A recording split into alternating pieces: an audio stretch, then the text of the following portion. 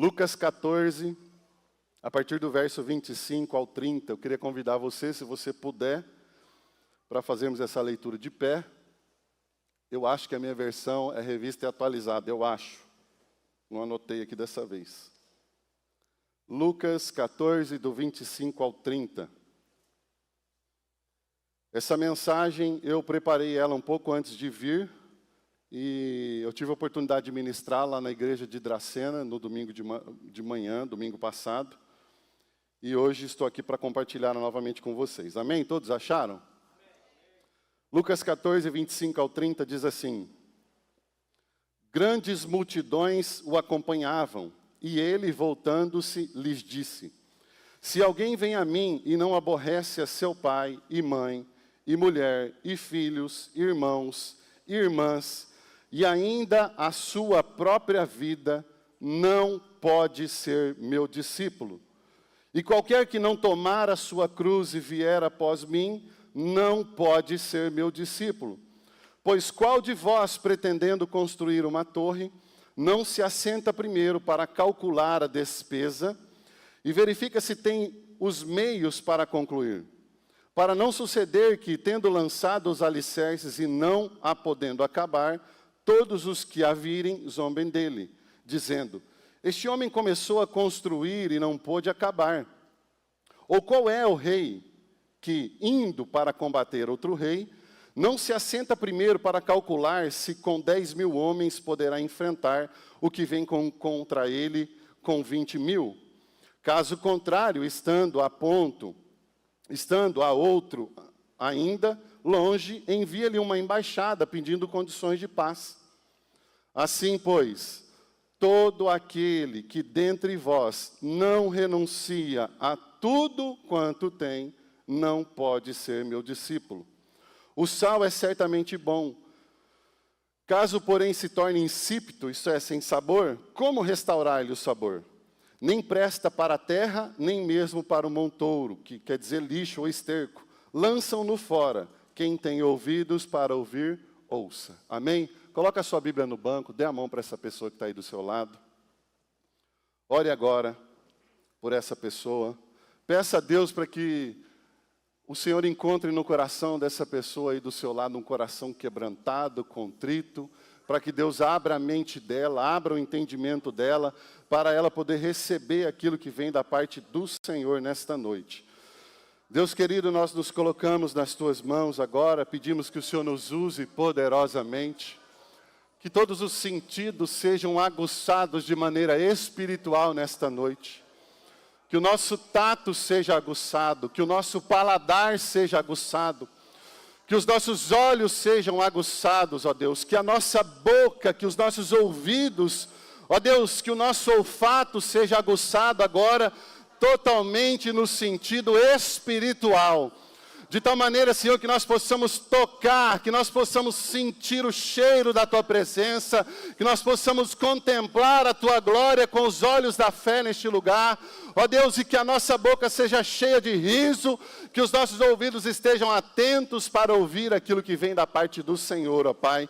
Nós repreendemos nesta hora toda a ação do inimigo, todo bloqueio, toda escuridão, toda obscuridade, que caia por terra agora as muralhas e as cadeias que aprisionam as mentes, e que eles sejam libertos nesta hora. E Deus, que nesta noite, através da Tua palavra, que haja um destravar na mente, que haja um destravar na alma, no espírito, para que esta igreja prossiga para o alvo da soberana vocação em Cristo. Assim nós oramos em nome de Jesus, e se você concorda, diga amém. Amém. Glória a Deus. Pode sentar.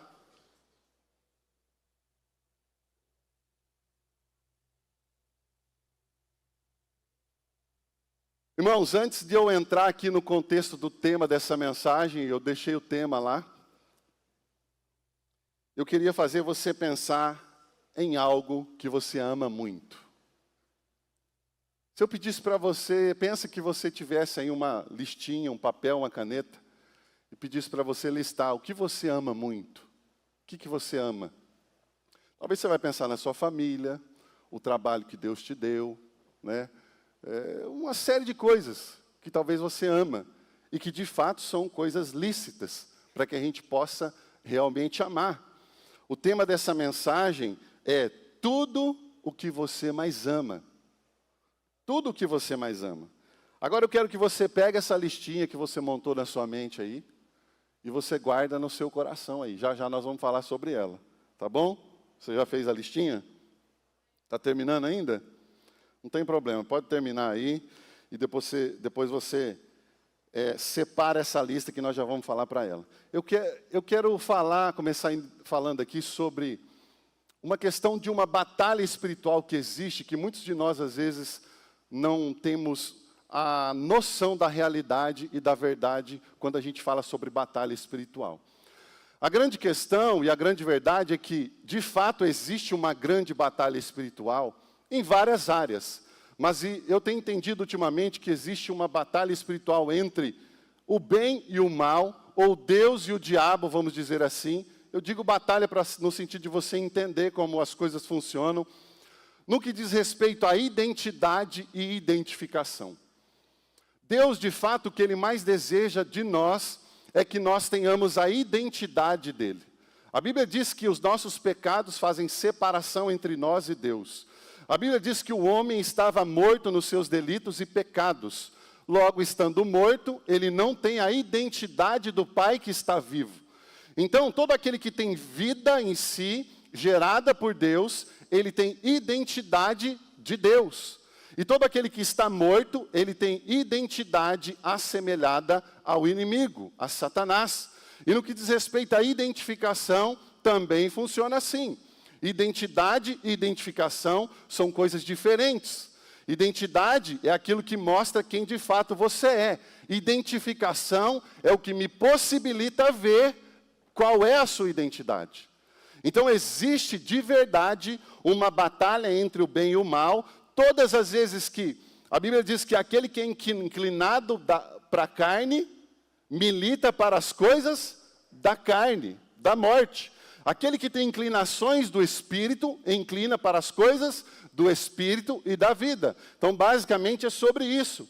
Agora, nós precisamos entender que quando a gente analisa essas questões entre uma identidade positiva ou uma identidade negativa da parte de Deus, vamos dizer assim, a gente vai enxergar que tudo na vida tem um bônus e tem um ônus. Então, existem vantagens e desvantagens, ainda que aparentes ou camufladas, em tudo aquilo que a gente vai fazer. E eu quero fazer você pensar um pouquinho a respeito disso hoje. Quando a gente entra na questão da salvação, você paga pela sua salvação? Sim ou não? Não. A salvação é de graça. O texto de Efésios 2, capítulo 8, a primeira parte diz assim, ó, pela graça sois salvos mediante a fé.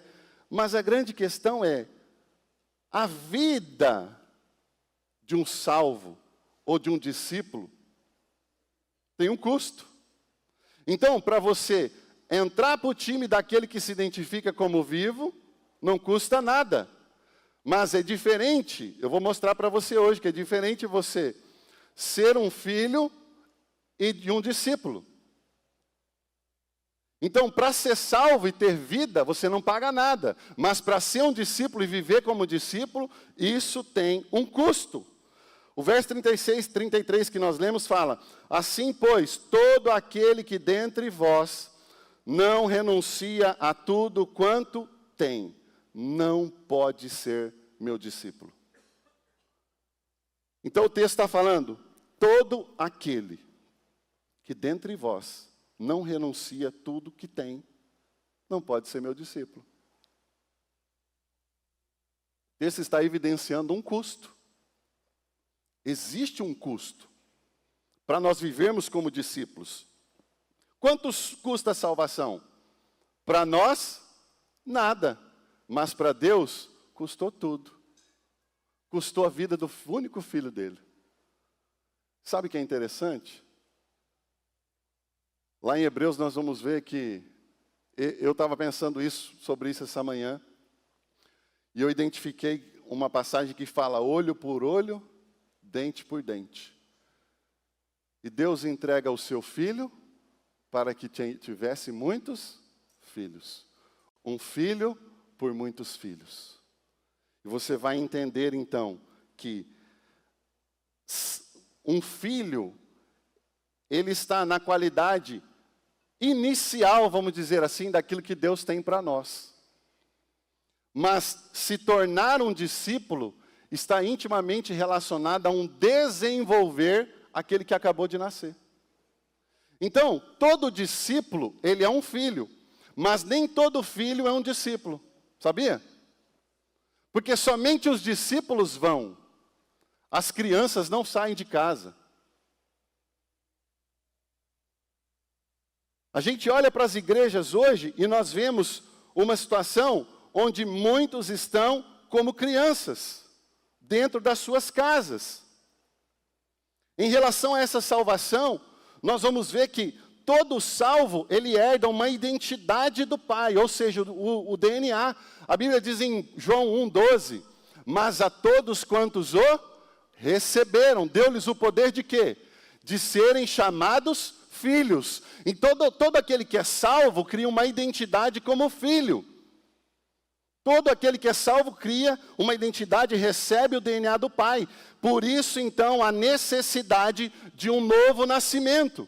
Porque se você não nascer de novo, você não tem a identidade do seu Pai eterno. Por isso é necessário o novo nascimento. Entenda isso. Ninguém se torna filho por esforço próprio. Ninguém pensa assim, eu vou virar um filho de Deus. Não! Ser um filho de Deus é uma obra estritamente sobrenatural e espiritual que parte do Pai eterno. Então Deus traz à luz filhos. Nós não temos poder de formar filhos, de falar agora você é um filho de Deus. Não existe isso. É por isso que existe a questão da regeneração e outras questões dentro da teologia, inclusive que vão relatar a questão do novo nascimento. Então, ninguém se torna filho por esforço próprio. Entenda, filhos são gerados, discípulos são formados. Quem gera filhos é o Pai. E através de uma ação dele em nós e nas pessoas que estão à nossa volta, ele trabalha no processo de formação de discípulos. E discípulos são esses filhos sendo treinados. Para facilitar o seu entendimento, todo discípulo é um filho em processo de amadurecimento. Todo discípulo é um filho em processo de amadurecimento. Como eu disse, você não paga nada para ser filho, ser salvo, é pela graça mediante a fé, mas ser um discípulo pode te custar tudo que você tem. Quanto que custa ser filho de Deus? É de graça. Mas para Deus custou o sangue do seu único filho. O texto que eu disse, um filho por muitos filhos. Olha só o que diz esse texto. Eu não sei se você tem a tradução aí da Nova Bíblia Viva. Hebreus 2:10. Olha o que diz esse texto. E era justo e conveniente que Deus, de quem tudo provém e por meio de quem tudo existe, persistisse que Jesus sofresse, para ao fazê-lo, porque ao fazê-lo ele estava levando filhos para glória. Um filho por muitos filhos. O sofrimento do seu filho Jesus na cruz trouxe vida para muitos filhos, trouxe o gerar a possibilidade da existência de vários outros filhos. E quantos filhos de Deus nós temos aqui nessa noite? Que foram gerados do alto, que tem um DNA do alto, que tem algo que parte da parte de Deus. E como eu disse, tudo na vida tem um bônus e tem um ônus. E sobre a gente ser discípulo, a questão de ser um seguidor de Jesus, um discípulo dele, isso tem um custo para nós. Então você não pagou nada, não tem nada, nem que você quisesse, você não seria um filho. Mas para ser um discípulo, isso tem um custo. Como para tudo na vida tem um bônus e um ônus, para o discípulo também. Não vai ser Cristolândia. Deixa eu te dizer uma coisa, eu vim aqui para dar uma palavra para chocar você. Eu não vim aqui para fazer você sorrir hoje. Eu vim para fazer talvez você chorar. Porque a palavra de Deus é aquela que vem ou para te condenar ou para te libertar. E é por isso que eu orei aqui no início da mensagem, que eu creio num destravar de Deus sobre a sua vida. Porque essa palavra, ela vem como justiça, ou para o bem ou para o mal. Todo discípulo é um seguidor de Jesus. E seguir a Cristo, gente, tem muitos benefícios. O pastor falou que ia fazer eu chorar, mas quais são os benefícios? Você nunca vai experimentar um amor como o de Jesus. Ser discípulo de Jesus é ser guiado no meio da fumaça, no escuro. Pula, agacha, levanta. Senhor, eu não estou vendo nada. Mas vai, filho, nada. Mergulha, sobe, desce. Ser discípulo é isso. Ser discípulo é ter um Deus que sabe todas as coisas do seu lado. Ser discípulo é ser direcionado por Ele. Ser discípulo é receber o carinho dEle. É viver uma vida do lado dEle. Ser discípulo é ser aceito por Deus. É viver liberdade, é viver perdão de pecados. É viver a sua vontade e tantas outras coisas. Talvez a mais importante delas, a certeza da salvação e passar uma eternidade com Ele. Tem muitos benefícios de ser discípulo de Jesus. O que é de fato, então, seguir a Cristo? Preciso correr aqui, que eu tenho muita coisa para falar e preciso que você preste atenção. O que é seguir a Cristo como discípulo? Trata-se de uma caminhada espiritual. Não se trata de estar numa igreja. Não se trata de participar de uma célula. Ser discípulo de Cristo não se trata de estar cadastrado no app como El. Ser discípulo de Cristo trata-se de algo profundo dentro do seu coração. É ir onde a multidão não quer ir. Isso é ser discípulo. Ser discípulo é estar onde a multidão não quer estar. É fazer o que a multidão não está disposta a fazer. Ser discípulo é caminhar com Jesus. Não simplesmente estar, mas ser o discípulo. A nossa identidade como discípulo, ela não é revelada pelo lugar onde nós estamos.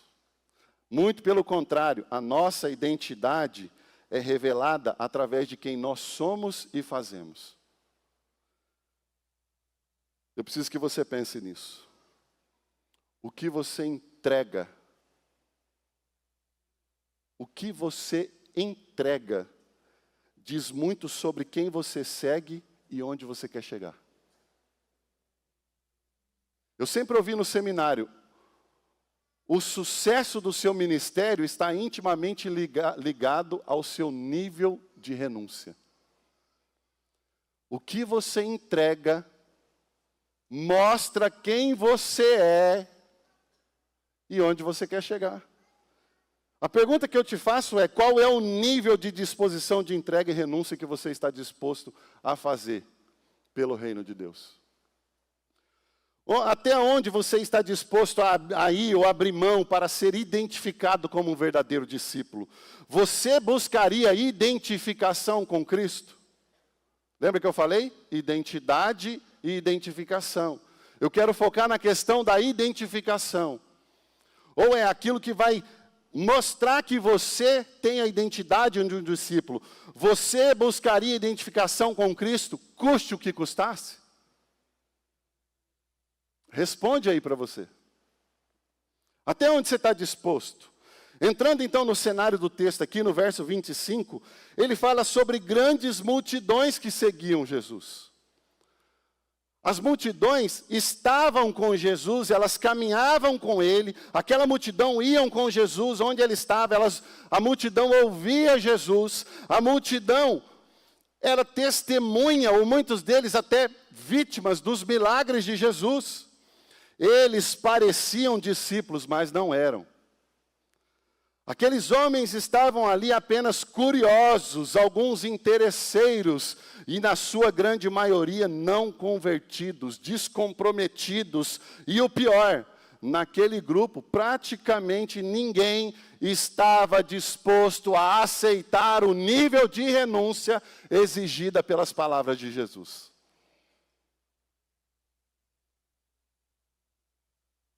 Isso é viver no engano. E eu conhecendo Jesus, eu quero fazer um parênteses aqui, dentro dessa questão da multidão, é algo que eu preciso falar que me preocupa muito, e eu vejo isso muito em muitas igrejas, a vivência de um evangelho de conveniência.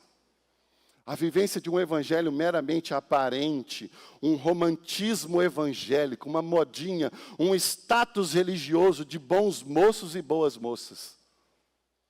Um dos maiores e piores erros que uma igreja pode cometer é viver em busca de meros membros, cada vez mais e mais membros, e não verdadeiros discípulos. Igrejas que estão fazendo de tudo para terem os seus templos lotados, para terem multidões, mas quantos dentro das multidões são verdadeiros discípulos? Esse texto, ele nos mostra que Jesus, sabendo disso, falando à multidão, eu imagino Jesus falando para os que estavam mais próximos dele, ninguém vai me seguir enganado. Ninguém vai me seguir enganado. E Jesus profere então essas palavras urgentes. Logo Jesus seria crucificado. E as palavras de Jesus não são palavras caramelizadas. Ele não enfeita o evangelho. Ele não põe capas, ele não põe enfeites para a verdadeira vida de um discípulo. Ele não mascara. Em tempos de redes sociais, as palavras de Jesus são sem filtro.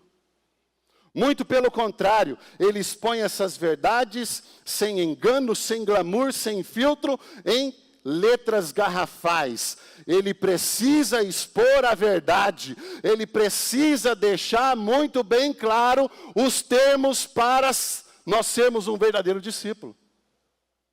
Ele não engana. O custo, o contrato para seguir esse Jesus, como eu disse, não existe letras miúdas. Está escancarado em letras garrafais a exposição desses termos. Isso nos leva por um caminho de entendimento sobre quanto custa ser um discípulo. Quanto custa? Pois é, você vai pensar quanto custa ser um discípulo. Hoje eu quero falar só apenas algumas coisinhas sobre quanto custa ser um discípulo de Cristo, baseado nesse texto. E eu preciso te dizer, você está com a sua listinha aí?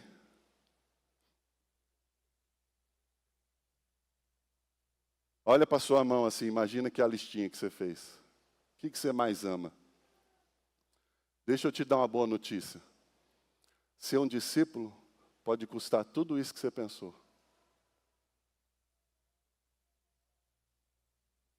Ser um discípulo de Jesus, de fato, pode custar a você tudo, tudo, tudo que você mais ama. E entrando então aqui o primeiro ponto que eu quero expor para vocês. O verso 25 diz que grandes multidões o acompanhavam.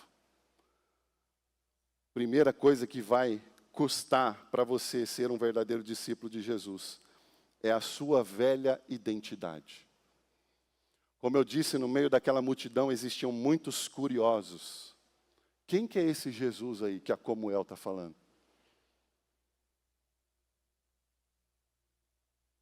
Quem que é esse Jesus aí que estão falando na tenda de oração aqui, no drive-thru de oração? Quem que é?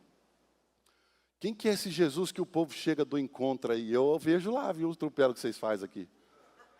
Uai, aquela loucura que é trem, eu vejo. E tem muito mais gente que vê. E tem gente que às vezes está aqui dentro e vê. E fala, quem que é esse Jesus aí que estão testemunhando? São os curiosos. Muitas pessoas simplesmente querem estar onde as outras estão e nada mais disso. É um grupo de curiosos. No meio da multidão, outros estão confusos. Eles não entenderam nada de salvação ainda. Ah, mas se eu fizer isso, eu vou nascer um filho de Deus. Não. Ah, mas se eu trabalhar na igreja, eu vou ser um filho de Deus. Ah, mas se eu fizer obras, eu vou ser salvo. Não, não entendeu nada, está tudo confuso. No meio daquela multidão existiam também os convencidos. Muitos, vários, que têm consciência da sua culpa, mas nunca tomam uma decisão. Eles ficam meneando de um lado para o outro e nunca tomam uma decisão por Jesus. Eles não querem abandonar a sua velha vida, a sua velha identidade, e eles ficam de um lado para o outro. Muitos naquele grupo eram falsos seguidores. Ou seja, você olha assim, falta estar escrito na testa, discípulo, mas não é. Ele sabe tudo de Jesus. Ele sabe tudo de igreja. Ele sabe tudo de ministério. Ele sabe tudo que é certo, tudo que é errado, mas ele não faz nada. E a Bíblia fala que aquele que sabe o que tem que fazer e não faz, nisso peca. No meio daquela multidão, talvez tivessem poucos discípulos. Em qual grupo de pessoas, com qual grupo de pessoas você se identifica hoje? Sabe, eu não tenho tempo para ficar falando aqui. Você está no meio dos confusos, dos curiosos. Você está no meio dos convencidos, dos falsos seguidores. Com qual grupo você se identifica? Deixa eu te dizer uma coisa. A multidão é um excelente ambiente para camuflar a identidade e a identificação das pessoas. Sabia? Você lembra do ataque contra o ex-presidente Bolsonaro? Onde que o rapaz que atacou estava? No meio da multidão. Por que você acha que ele estava no meio da multidão? Porque a multidão facilita a sua camuflagem. O presidente dos Estados Unidos, o Kennedy, que foi assassinado, havia um ajuntamento de pessoas. E por um acaso, como eu disse ontem, teve um ataque, né? Contra o ex-presidente Barack Obama. Olha eu trocando o nome dos homens. O presidente Trump. Ontem teve um ataque. Agora, olha que algo interessante. Onde estava o atirador? Quem sabe onde estava o atirador? No T? Ele estava no meio da multidão? Ele foi facilmente identificado ou demorou? Porque ele não estava na multidão.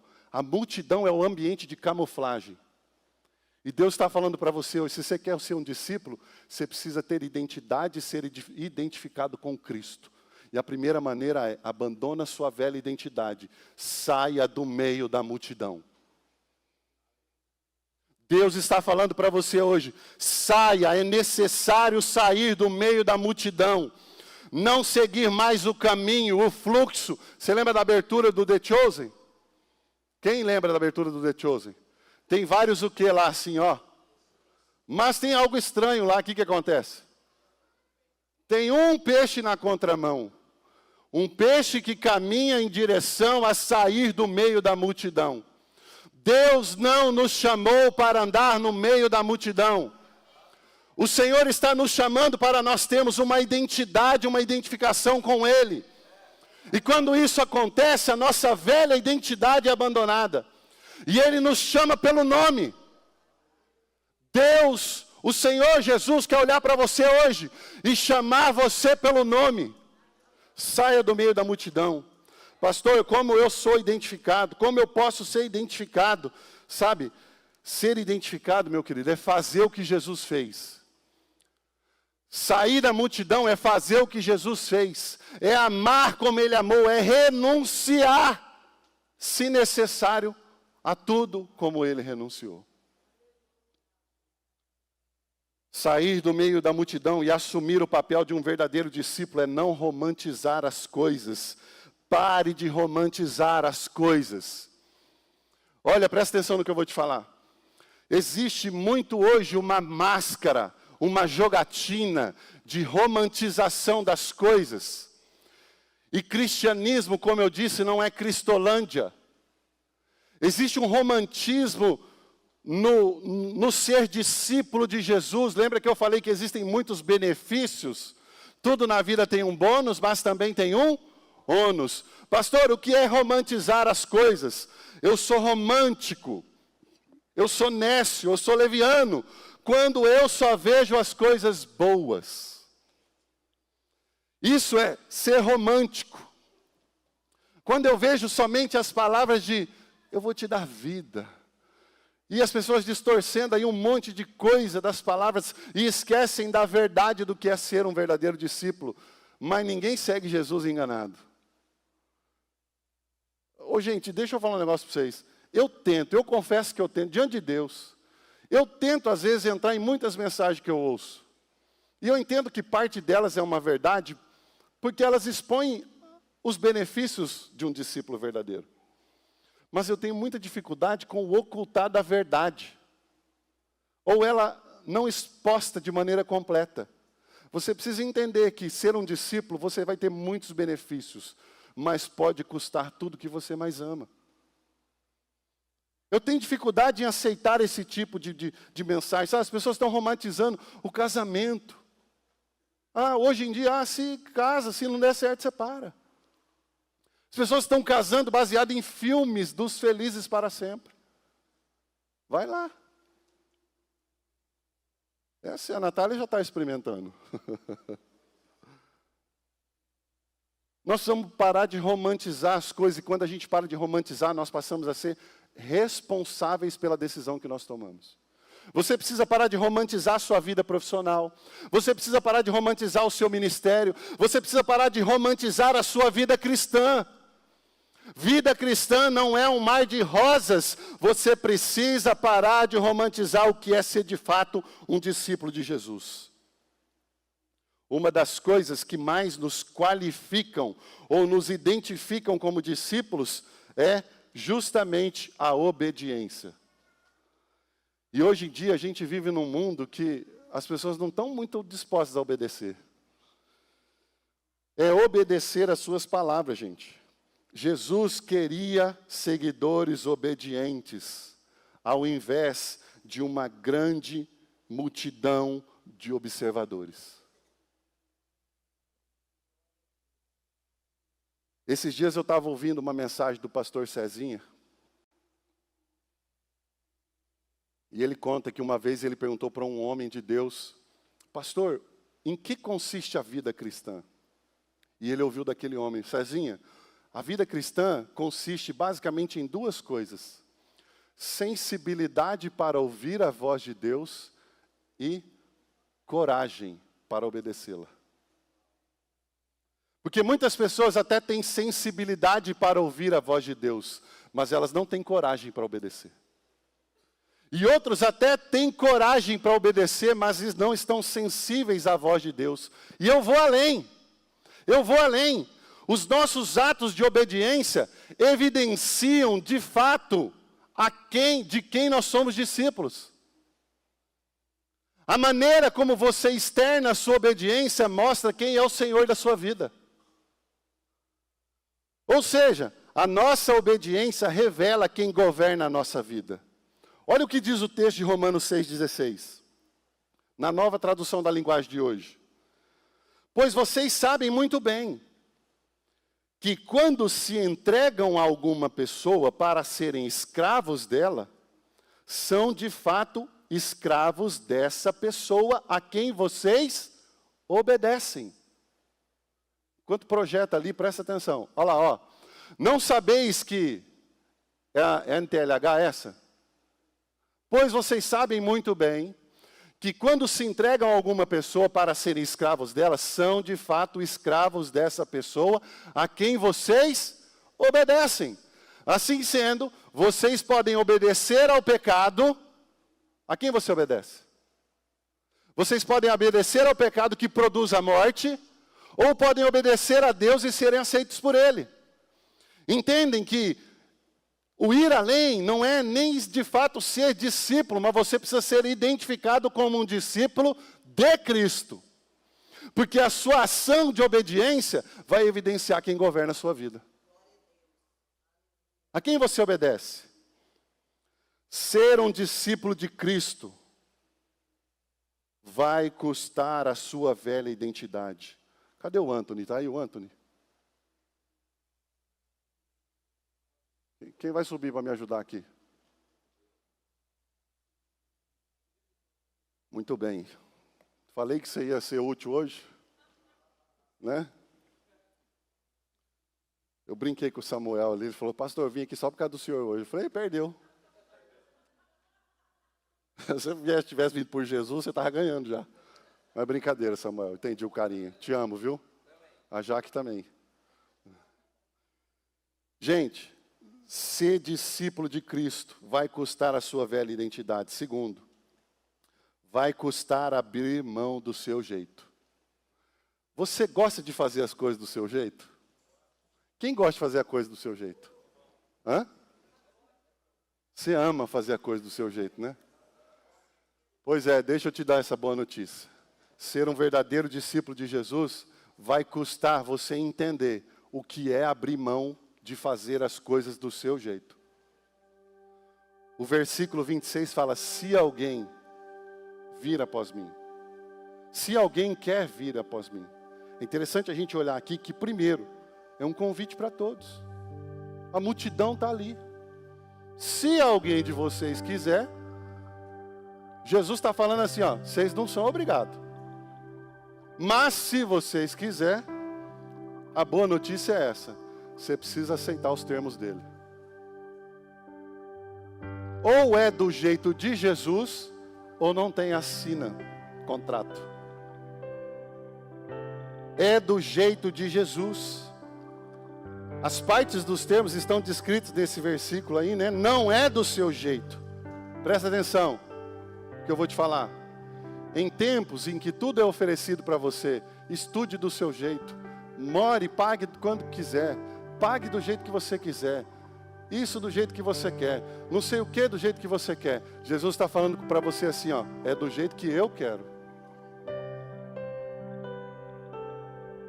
Não existe seguir a Jesus como discípulo do seu jeito.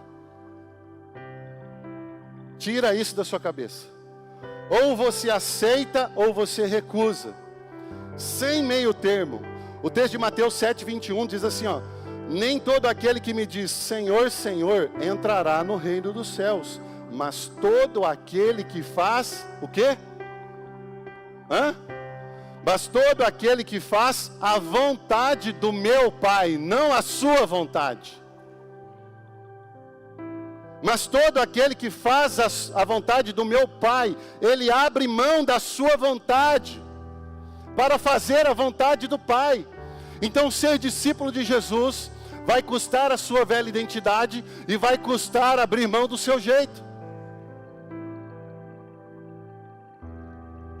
Sabe, hoje dentro da igreja, nós temos dificuldade com submissão. O pastor fala para uma pessoa, fulano, faz isso para mim, parece que é uma afronta. Aí toma por birra, aí que ele não faz mesmo. Líderes que não se submetem, não querem obedecer. Você sabe como que Deus governa uma igreja? O Senhor governa a igreja. A Bíblia diz assim que sem liderança o povo se perde, se corrompe. Então Deus levanta homens falhos. E é o que está tendo, gente. Não adianta vocês reclamar. É o Fabrição aí, ó. Você tem alguma reclamação? É lá no saque celestial. Como que Deus vai dar direção para essa igreja? Através de homens ungidos, separados por Deus, que têm autoridade sobrenatural sobre a sua vida. Agora, se você não se submete às autoridades, a Bíblia diz que toda autoridade é instituída por Deus, como que você quer viver promessa na sua vida?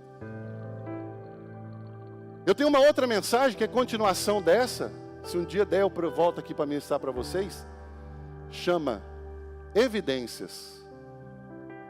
Quais são as evidências de um verdadeiro discípulo? E nessa mensagem eu falo muito sobre obediência. Tem gente que tem um monte de promessa. Agora deixa eu te dizer uma coisa que vai te chocar. Não existe cumprimento de promessas sem obediência. Então você está aí sentado na cadeira, com um monte de promessa na sua vida, mas você não se submete. Você não quer abrir a sua casa para ter uma célula. Você não quer fazer um curso de liderança. Você não quer ter uma casa de paz. Você não quer fazer evangelismo na rua. Você não quer nada, mas você quer viver a promessa. Como você vai viver a promessa de Deus na sua vida se você não está disposto a viver num ambiente de obediência? Não existe cumprimento de promessa sem obediência. Sabe por que nós somos salvos? Porque Jesus foi obediente. Sabe até quando? Quem sabe? Jesus foi obediente até a morte. Simples assim.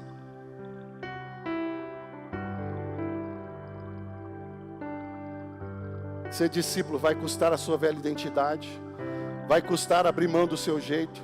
Terceiro, vai custar os seus amores terrenos. Verso 26, se alguém vem a mim. Quem ama seu pai e sua mãe aqui? Quem ama sua família? Está na listinha, né? Pois é. Sabe quem que falou isso aqui? Jesus. Se alguém vem a mim e não aborrece,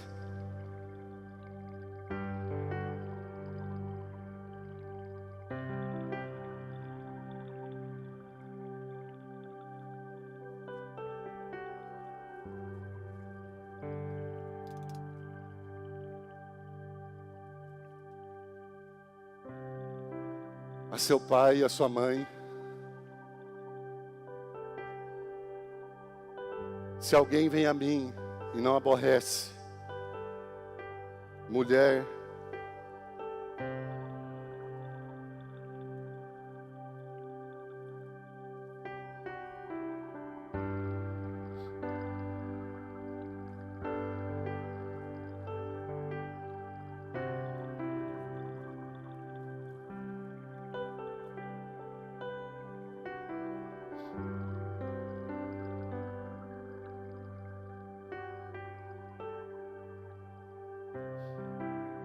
filhos,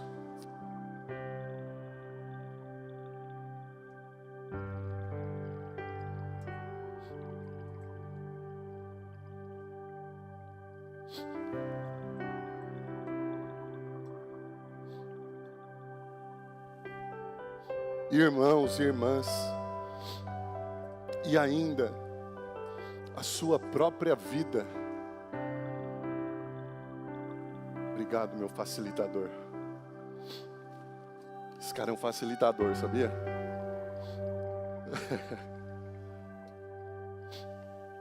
E ainda a sua própria vida não pode ser meu discípulo.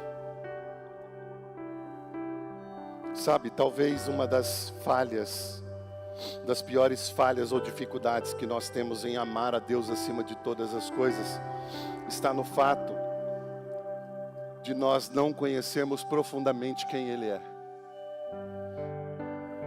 Porque quando nós somos levados ao ambiente de intimidade e de revelação a respeito de quem Deus é, do amor dEle pela nossa vida, do propósito dEle que Ele tem sobre nós, nós entendemos a expressão hipérbole que Jesus ama. Em algumas traduções diz, aquele que não odeia o seu pai e a sua mãe.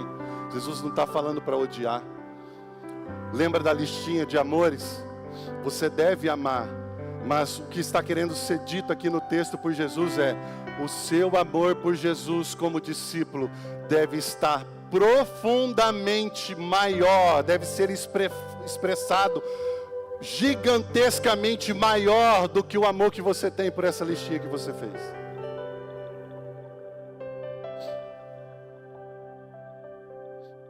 É como se a gente pensasse na balança do amor. O seu nível de comprometimento deve ser extremamente grande, se posto em comparação com os seus amores terrenos. O amor pela sua família, pela sua esposa, pelo seu ente querido, pelos seus filhos, não é nada perto do amor que você precisa ter por Jesus para ser um verdadeiro discípulo dele. E eu sei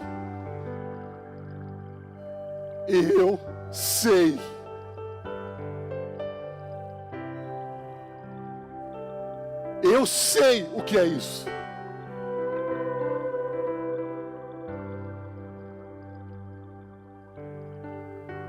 Eu sei o que eu estou te falando. O texto de João no capítulo 14, verso 15 fala assim, ó: se me amais, guardareis os meus mandamentos. O texto de Mateus 7:24 diz assim: Todo aquele, pois, que ouve estas minhas palavras e as pratica, será comparado a um homem prudente que edificou a sua casa sobre a rocha. Um verdadeiro discípulo abandona, se necessário for, todos os seus amores terrenos, para viver o cumprimento da promessa de Deus sobre a sua vida. Um verdadeiro discípulo mantém a sua vida intimamente ligada dentro de um ambiente, uma redoma de obediência. Não é do seu jeito, não é com a sua velha identidade, não é nos seus termos, não é, meu querido, agarrando-se inteiramente aos seus amores. Jesus sintetiza os mandamentos dizendo: amarás o Senhor teu Deus acima de todas as coisas. O verso 26 diz assim: e ainda a sua própria vida. Deixa eu dizer uma coisa por você: perca a sua vida por Jesus. Perca a sua vida por Ele. Uma música que Deus tem falado muito comigo nesses dias, e eu falo que a Natália deve estar até assim: nossa, misericórdia essa música de novo.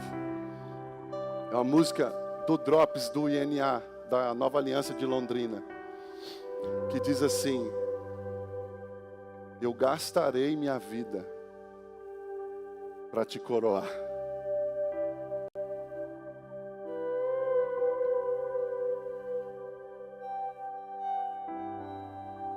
Eu gastarei minha vida para te coroar. É por isso que muitos não querem sair da multidão, porque não querem abandonar seus amores terrenos. É por isso. A multidão não expõe, não identifica você, as suas ideias, as suas escolhas, muito menos o caminho que você deseja trilhar. Afinal, você está no meio da multidão. A convocação para amá-lo acima de tudo continua ainda hoje. Entenda isso. Preste atenção no que eu vou te falar. Grandes multidões nunca foram a régua ou o alvo de Cristo. Jesus nunca mediu o sucesso do seu ministério pela multidão que o seguia. A régua do sucesso do ministério de Jesus está intimamente ligada com pessoas que obedecem, que se submetem, que abrem mão da sua velha identidade. Pessoas que abrem mão do seu jeito. Pessoas que abrem mão da sua própria vida. O nível de sucesso do ministério de Jesus está intimamente ligado a isso.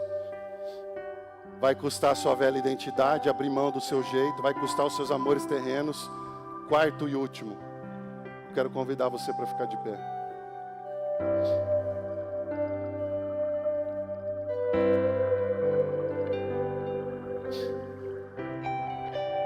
Vai custar a sua falsa inocência e o seu orgulho. Velha identidade, abrir mão do seu jeito, vai custar seus amores terrenos, vai custar a sua falsa inocência e o seu orgulho. Verso 27 diz assim: E qualquer que não tomar a sua cruz e vier após mim, não pode ser meu discípulo. Ah, pastor, eu já tenho a minha cruz. Será que você entendeu o que está dizendo aqui? Ah, eu tenho uma mulher lá em casa. Ah, o senhor não conhece meu marido. Não, você não entendeu o que é a cruz que está dizendo aqui. Sabe, a cruz, gente, era a pena reservada aos criminosos mais desprezíveis. Aqueles que cometeram os piores crimes, a cruz era reservada para eles. E você precisa entender que a cruz é inevitável a qualquer discípulo. A cruz é inevitável a qualquer discípulo. Não existe coroa no céu sem cruz na terra. Não existe viver Jesus ou viver evangelho ou cristianismo sem cruz. Não é essa cruz que você carrega no seu peito. Não é essa cruz que você tem lá no seu celular, lá na parede da sua casa. Não é essa cruz. Mas qual é essa cruz então? Você precisa entender que o contexto da época, os ouvintes da época, aquela multidão, a cruz, gente, proporcionava a morte mais cruel. A cruz era a pena capital mais temida, era algo horrível. E Jesus estava falando para ele: se você não tomar a sua cruz, você não pode ser meu discípulo. A cruz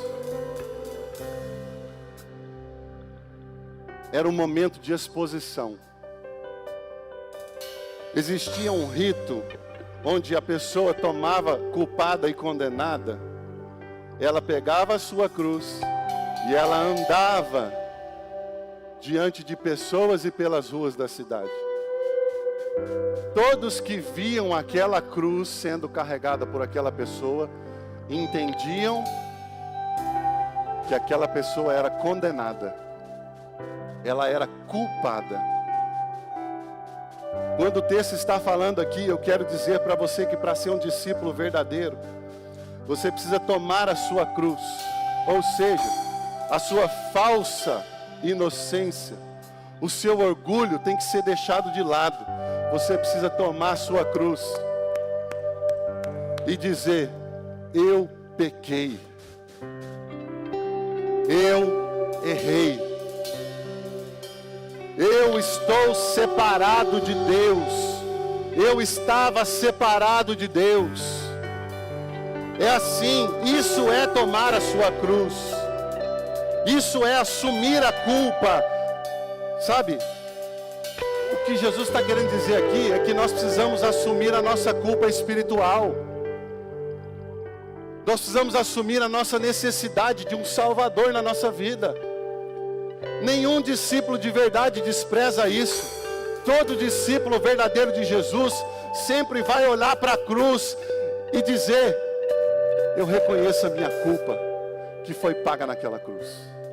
Eu reconheço. O texto de Lucas 18, do verso 10 ao 14, diz assim, ó: 2 homens subiram ao templo com o propósito de orar, um fariseu e outro publicano. O fariseu, posto em pé, orava de si para si mesmo, dessa forma: ó Deus, graças te dou, porque não sou, olha a justiça própria, porque eu não sou como os demais homens, olha o orgulho, porque eu não sou como os demais homens, roubadores, injustos, adúlteros, nem ainda como este publicano. Jejuo 2 vezes por semana e dou o dízimo de tudo quanto ganho. Olha só a oração deste homem. Quantos eus tem na oração dele? Eu isso, eu aquilo, porque eu faço isso, porque eu aconteço, porque eu não sei o que, porque eu não sei mais o que. Mas o texto diz, a partir do verso 13: o publicano, estando de pé longe, não ousava nem ainda levantar os olhos aos céus. Sabe o que é isso? Convicção e consciência de pecado, da sua insignificância. Não ousava levantar os seus olhos aos céus, mas batia no peito dizendo: ó Deus, sê propício a mim, pecador. Ó Deus, sê propício a mim, pecador. Meu irmão, entenda, isso é carregar a sua cruz. É você entender que você não era nada e ninguém, mas Jesus é aquele que fez de você alguém. Jesus é aquele que gerou você espiritualmente, trouxe novo nascimento à sua vida. Você estava morto, Jesus veio para trazer vida e te fez uma nova criatura. Agora você precisa entender quantas crianças nós temos dentro da igreja. E eu não estou falando das que estão lá não, estou falando aqui. A grande questão é: você ser salvo, você não pagou nada, você é filho. Mas Deus quer fazer de todo filho um discípulo. Sabe por quê? Porque os filhos querem ficar dentro de casa. Os filhos querem YouTube, querem ar-condicionado. Quando o filho seu nasce, o que você faz? Né? A pastora Rose está aqui, o pastor Vanderlei, né? Com a bênção lá, né? E a Débora está lá cuidando do filho. Quando essa criança vai sair? Quando ela começar a crescer. Dentro da vida cristã, o crescimento é chamado amadurecimento. Todo discípulo é um filho em processo de amadurecimento. Então você precisa deixar de ser criança. E você precisa se sujeitar ao processo de amadurecimento, onde você vai poder sair daqui de dentro e enfrentar a realidade da vida cristã lá fora. Você está disposto a isso? Quantos aqui talvez ainda são crianças, talvez ainda estão engatinhando, mas o Senhor está nos chamando, ainda que você já seja um discípulo. Lembre que eu disse, em processo de amadurecimento, e nós vamos morrer amadurecendo. Ou seja, nós vamos morrer absorvendo de Deus o que Ele tem para nós. E Deus não vai nos dar a ferramenta. Você dá uma faca na mão de uma criança? Não. Você dá uma ferramenta na mão de uma criança? Não. Mas conforme uma criança vai se desenvolvendo, os deveres domésticos, ela arruma uma cama, ela lava uma louça, ela recolhe a roupa dela, daqui a pouco ela já está lavando a sua roupa, daqui a pouco ela já está com a faca na mão, picando ali uma comida para fazer. A vida cristã também é assim. Deus está te chamando hoje para munir você com ferramentas. E eu quero saber se você quer. É por isso que eu disse que essa palavra é um destravar de Deus na sua vida. E vale para todos, até para mim. Eu quero. Eu falo com Deus assim que Deus está me levando por um caminho que eu estou metendo louco. Eu já não quero saber mais não. Eu já estou longe dos meus pais, dos meus filhos. Daqui para frente, filho, é ribanceira e vamos para cima. Eu falo com Deus, Deus tira do meu coração todo medo. E eu pergunto para você, qual é o seu medo? O seu medo é gerado por um ambiente de falta de conhecimento. Então eu quero convidar você a sair do seu lugar e vir aqui à frente agora. E falar, Senhor, eu quero maturidade espiritual. Sai do seu lugar e vem aqui. Quantos querem? Quantos querem? Quantos querem que o Senhor muna as suas mãos com ferramentas? Você quer? Pode vir bem para frente. Você quer amadurecer espiritualmente?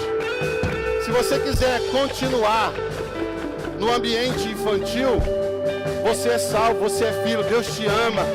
Entenda isso, eu não estou te condenando. Deus te ama, tem projeto na sua vida, quer abençoar você. Só que tem coisas que você só vai alcançar quando você amadurecer. Porque a Bíblia fala, pode chegar para frente, bem para frente. Não tenha medo do altar. Olha, tem uma frase que me marcou muito, diz assim: não faça do seu amor por Jesus um segredo.